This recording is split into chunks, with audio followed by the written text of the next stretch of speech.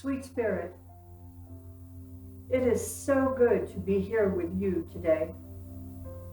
Things, events, people, conflict, peaceful protests are happening all around us, along with the coronavirus pandemic.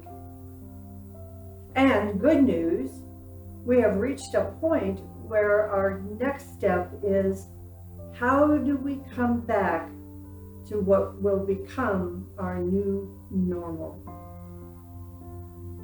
Spirit, we know the best way will be through your guidance.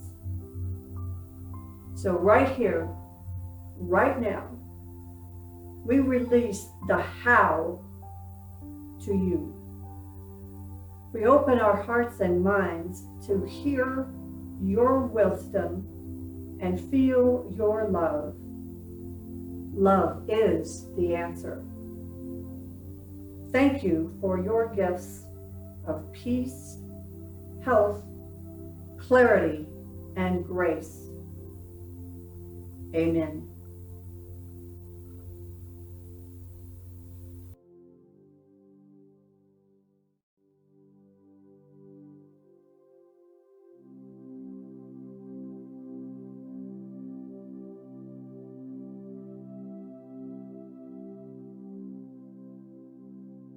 Welcome.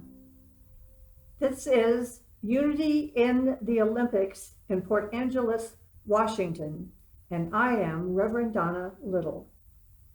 At this moment, our building is closed to gatherings, but our hearts and minds are ever open to share love and light with you. We welcome you wherever you are, and thank you for joining us for this virtual service on Facebook and on YouTube. We begin our time together with an affirmation of the truth of our being by reciting our declaration of faith, the fundamental principle of the unity movement, as well as unity in the Olympics. There is only one power and one presence in the universe and in my life, God the good, omnipotent.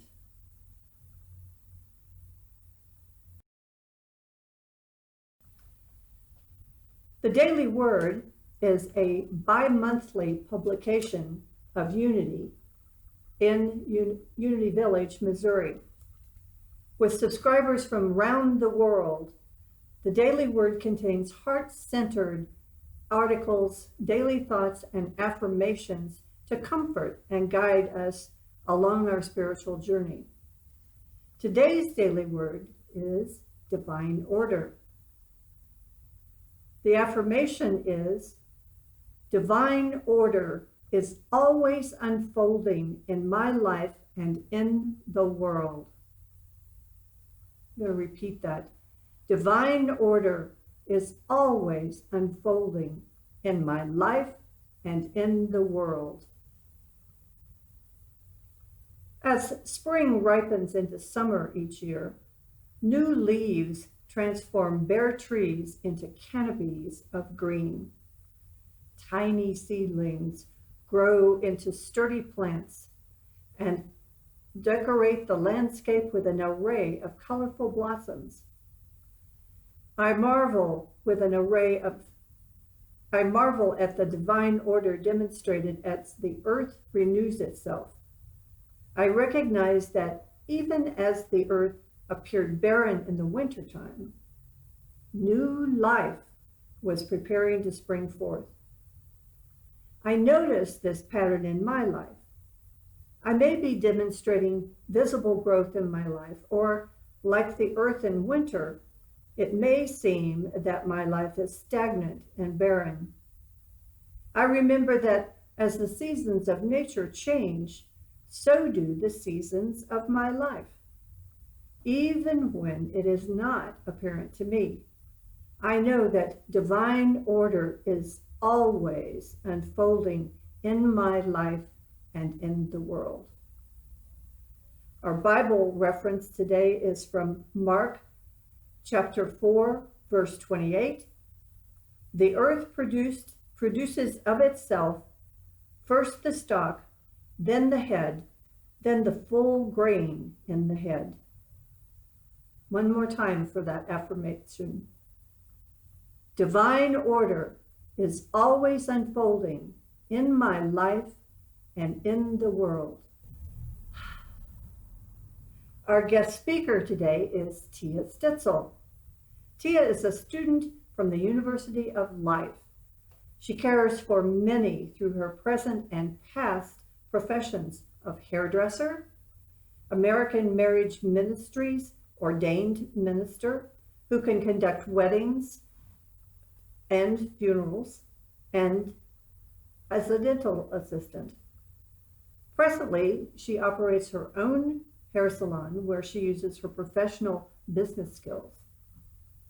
Coming from a rodeo family in Alabama, Teia loves to horseback ride. Animal friends hold a special place in her heart. She also enjoys hiking, quality time with friends, interior decorating, and volunteering at Unity in the Olympics Church, as well as other charitable organizations. Teia's lesson today is hesitation, or hesitation. She asks, what thoughts do you have about hesitating? Are they negative or stalling? Teia hopes to challenge our thoughts about hesitation, and she invites us to be with her for a discovery of shifting in this dance we are in with the world today. So, welcome, Teia.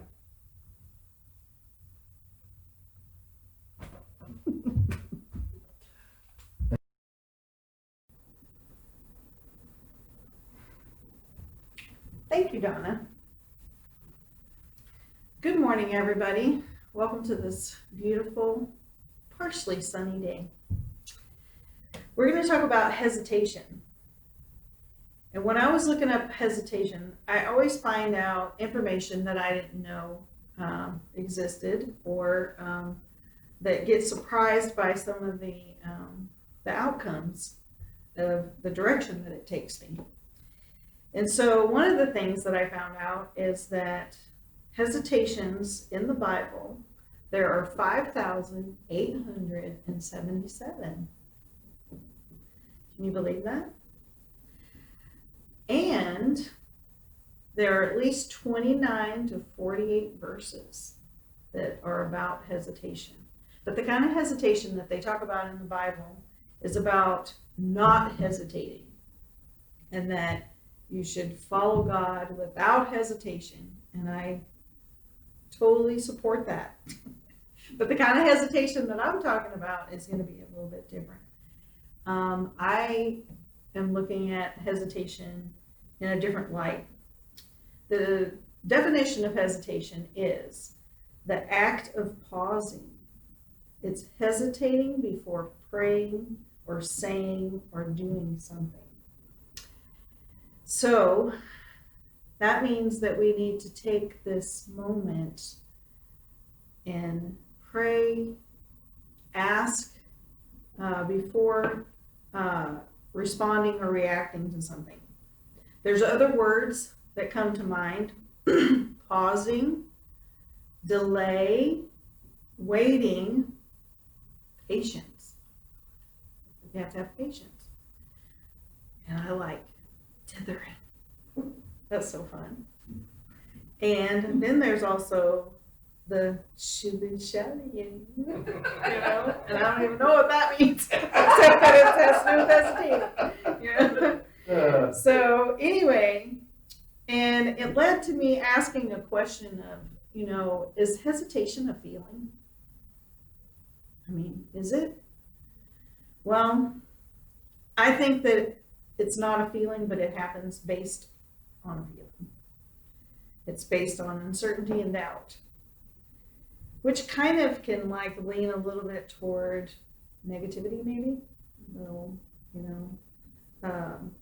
insecurity, maybe. But I want to talk about hesitation or hesitating in a different light.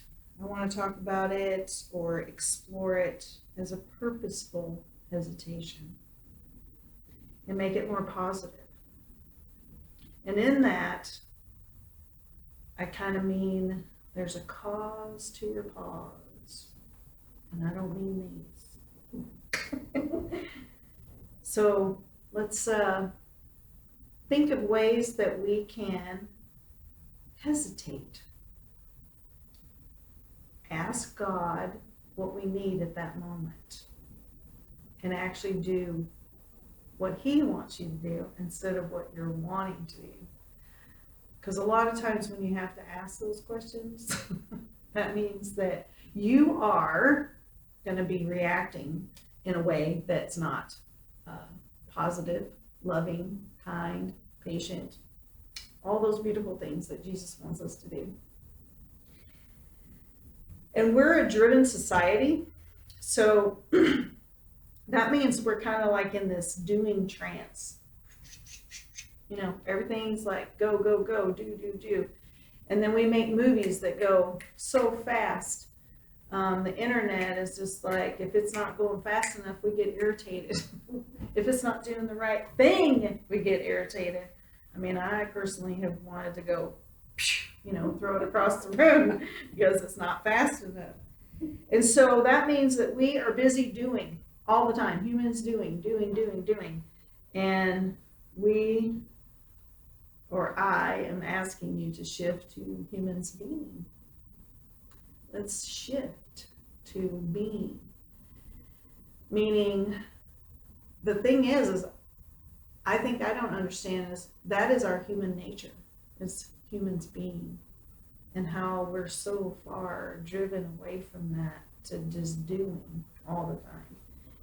And so through these things that I talk about, I'm asking myself to practice this. And during this virus time, I got to spend a lot of time home, as a lot of people did, but I lost my job around March 17th, and I got to stay home for 3 months. And the reason this topic came up is because for the first time probably since I was 15 years old, I actually got to sit in my backyard and enjoy the sun and look around at the trees and listen to the birds and have a little bonfire, socialize with my friends, as far as like social distancing, walking in the woods so I can stay 6 foot apart from people. But anyway, that's what brought this up, is actually the world taking a hesitation time for what's going on now. And so I just thought, hesitating is not really a bad thing. It's taking a moment to rethink things, to ask yourself, what I do, I may have to change my job. I mean, I was thinking I may have to change my job after doing for 32 years, So what I'm really interested in is that seeing pausing or hesitating as a pathway to a portal of a potential in the terms of full intelligence and God's love. Because when you take that pause, you actually open yourself up to access more intelligence than you can ever learn here. And God's love, the depth of His love. And I ran across a saying that Viktor Frankl said, which has to do with pausing or hesitating. And it says, between the stimulus and the response, there's this space that we have. And in that space is your power, which creates or becomes your freedom. And that is where you can find God's love and God's wisdom. We also need to know that to hesitate, it helps us shift. You know, we shift from this side to the other side. And it keeps us in a higher space, a higher consciousness in the situations that might be happening, which cannot feel like they are those things. One of the ways that you can strengthen this is by meditating. Meditating always strengthens your pausing. So where that led me was to know 3 things that we need to use probably on a moment-to-moment basis. A lot of people talk about daily basis, but we really need to do it moment by moment. It's we're just so busy doing things that we still have to stay in check most of the time. And the first one is that God's word is our instruction. That's our instruction book. The more you know God's word, the more instructions that you will have as a tool chest to access.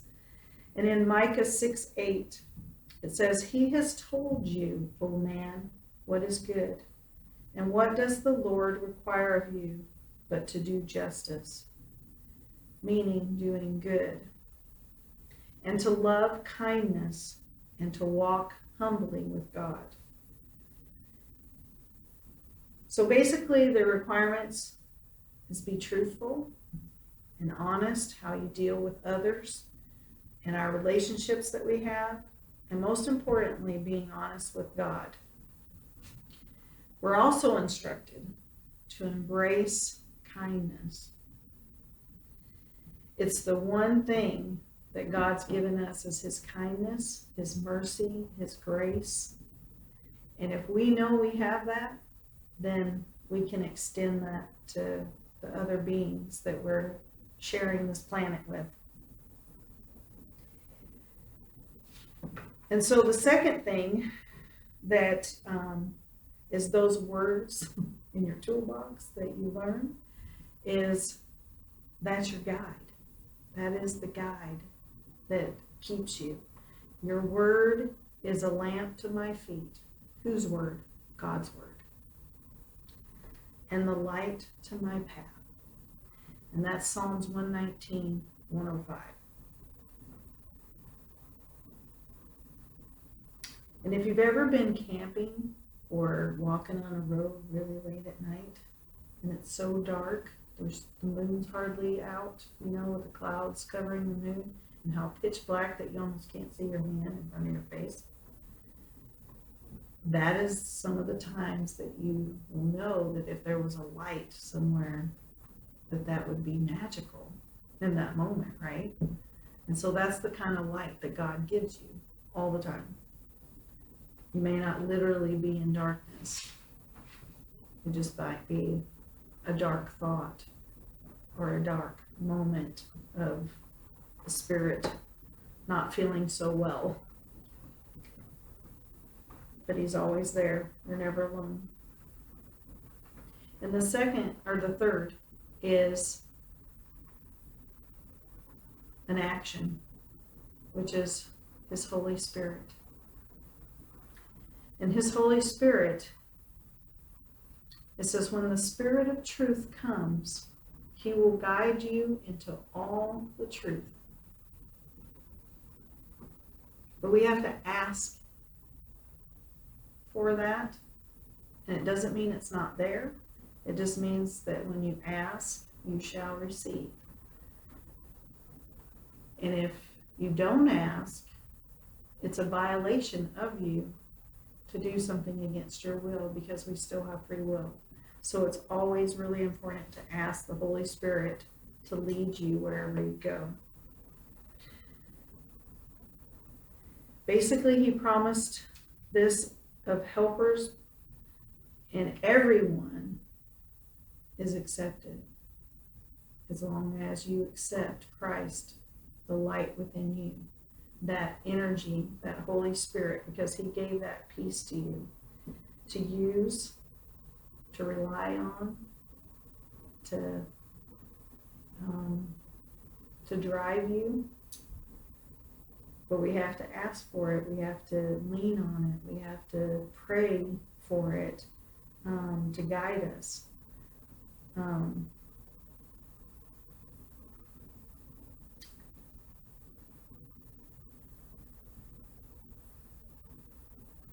Basically, that becomes your teacher if you just listen.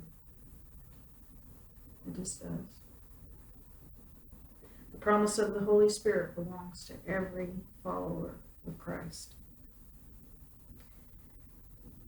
So all that leads to knowing his will. And how do you know his will? You know it by surrendering. By surrendering your own will. And I don't know about any of you, but I have a will that is like so strong. I just get in my own way. I just get in my own way. And it gets between me and God is basically how I see it, is it gets between me and God. And it gets between me and relationships. It gets between me and a problem. So where I learned to surrender my will, and it had to be repetitive. I mean, I'm talking repetitive, and I'm telling you it's not all gone either. Because I still have moments, and I feel sorry for those who have to encounter it. But anyway, I learned it in the 12-step program. And one of the first steps is admitting that we're powerless over anything. Totally powerless. And when you realize that you're powerless over anything, you end up not fighting a whole lot of things. Because that's where your humility comes in, where you just surrender that you're powerless, and you just go, oh, I need to just trust God. And he's going to tell me how to do it, where to go, what to do, if I just wait. The second part, the second step, is I came to believe that God could restore me or us or the situation to sanity. And I wait for that, because that's not me. I'm powerless over the situation. And I will be told or guided if I need to take action. And then the third is every moment that I make a decision or that the decision is made to turn your will over. I mean, you have to go, I'm turning my will over right now. You have to do it 100 times a day, especially when you got a will like mine. So you turn that will over, and God will show you truth. He will guide you, and that is the only way that you're going to be open to that truth of God. And a lot of times, I think especially when we start out very small, we make things, mostly people like our parents or a person we look up to as our God, and they're human and they fail. And it creates mistrust. But really, those people are probably not doing anything to you. They're just acting out their lives. They're just acting out their stuff. And it has nothing to do with you at all. And if we only knew that, it would be great, because we wouldn't have to go to therapy. But, we don't. So we take a lot of things personally. We have a lot of experiences, and we end up having some mistrust or not, and it creates maybe a closed heart, not being open. It still doesn't mean that you can't open your heart. It doesn't mean that you can't trust God. It just means that these people are doing their path. They're doing their whatever they have reacted to all their lives, until they get there, until they learn different. That is why I'm saying that we have to hesitate. We have to hesitate and ask God, what do we do in a situation that we're not willing sometimes to respond in a better, kinder way? And I see a lot of this right now, like on TV and with the fearfulness, and even in my job, I've gone back to my job now, and there's an overwhelming amount of anxiety, fear. I haven't experienced people being unkind yet, but I see a lot of unkindness outside, because I always pray for my shop to be a loving place and a place where people don't have to be that way. That they can find comfort, they can just rest, they can be taken care of, and just go back out in the world and do, as much as they can in a better way. And so, in giving up the will, your will, it takes a certain tune in to your intuitiveness or your gut feeling or your heart. Everybody, it gets communicated to them different. And I think in different stages of your life, it changes. And so you have to pay attention. And so if you have read some stories about moments where you have instincts that are telling you one thing, but yet you are feeling there's a time crunch, you have to get somewhere, but it's saying don't go yet. Or the microphone doesn't work and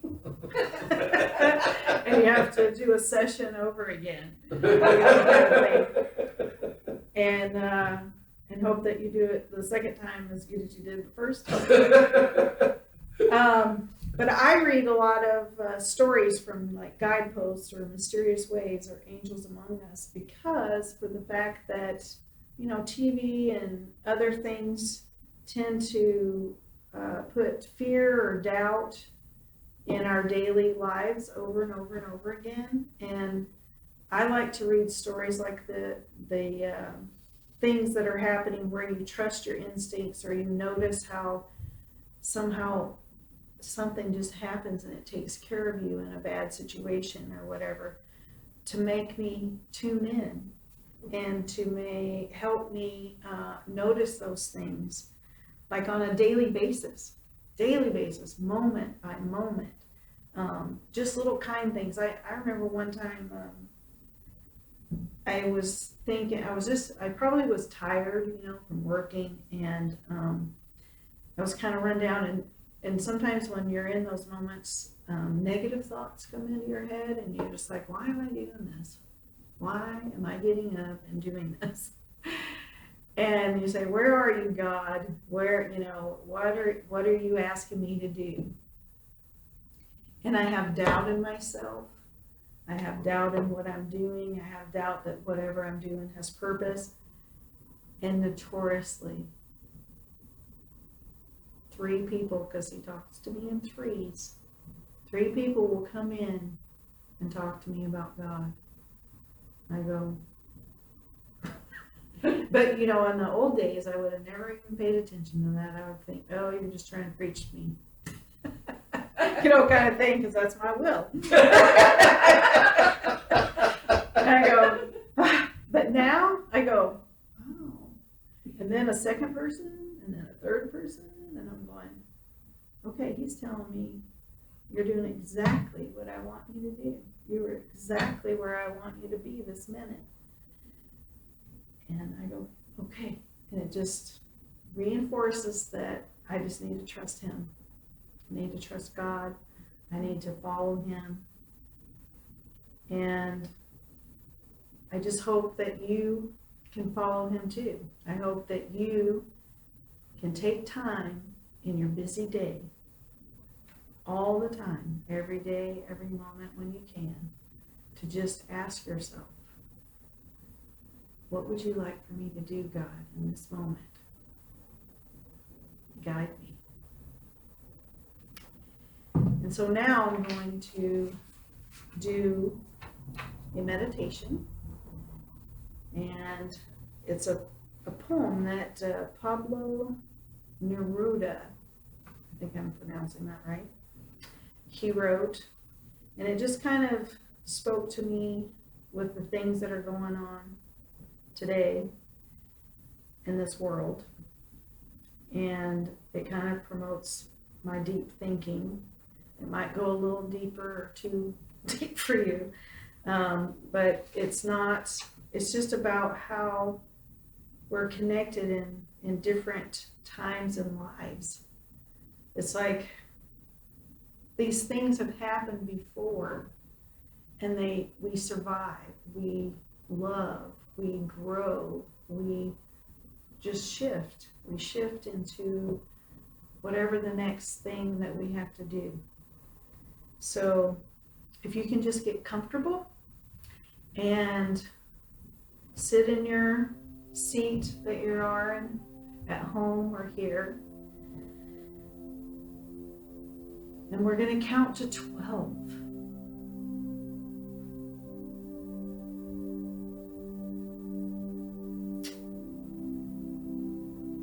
And we're going to keep still. For once on the face of the earth,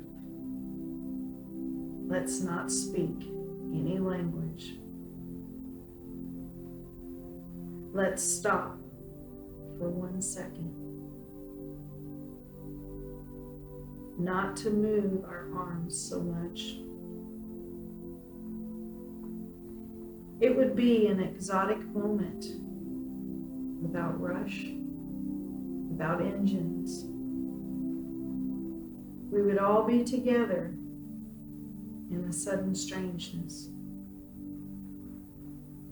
Fishermen in the cold sea would not harm the whales, and the man gathering salt would not look at his hurt hands. Those who prepare green wars, wars with gas, wars with fire, victories with no survivors, would put on clean clothes and walk about with their brothers and sisters in the shade, doing nothing. What I want should not be confused with total inactivity. Life is what it is about. I want no truck with death. If we were not single-minded about keeping our lives moving, and for once could do nothing, perhaps a huge silence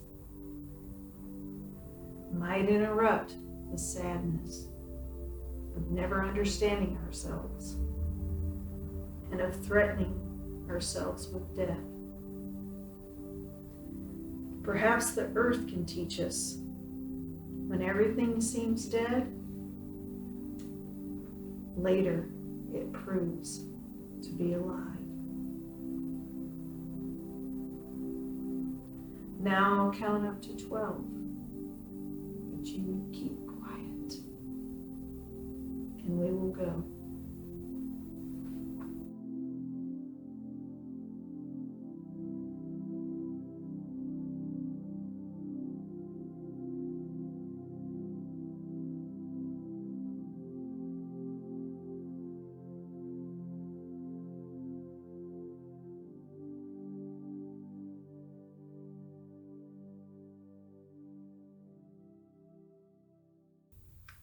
Thank you, Teia, for those inspiring thoughts and words about hesitation. And here is a virtual hug just for you. So please, everyone, join me now in saying the Lord's Prayer. Our Father, who art in heaven, hallowed be thy name. Thy kingdom come, thy will be done, on earth as it is in heaven. Give us this day our daily bread, and forgive us our debts, as we also have forgiven our debtors. And leave us not in temptation, but deliver us from error. For thine is the kingdom, and the power, and the glory, forever and ever. Amen. Thank you so much in advance for sharing your tithes, gifts, and offerings with us this week. Take a moment to hold the thought of your gift in mind and in heart. Join me in blessing our gifts together. Divine love, through me, blesses and multiplies all that I am, all that I have, all that I give, and all that I receive. And I give in love.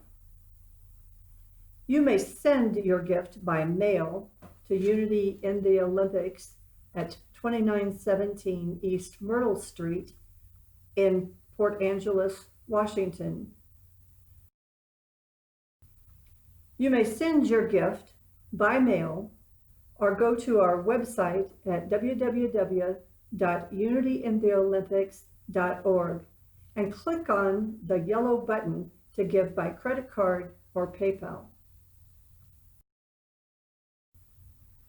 It's time for our closing circle. So using your imagination, join us in our closing circle. We gather here holding hands and standing close to one another because we are safe in the powerful, sacred space of divine mind. Hold in mind and heart the loving thought of a friend or a loved one.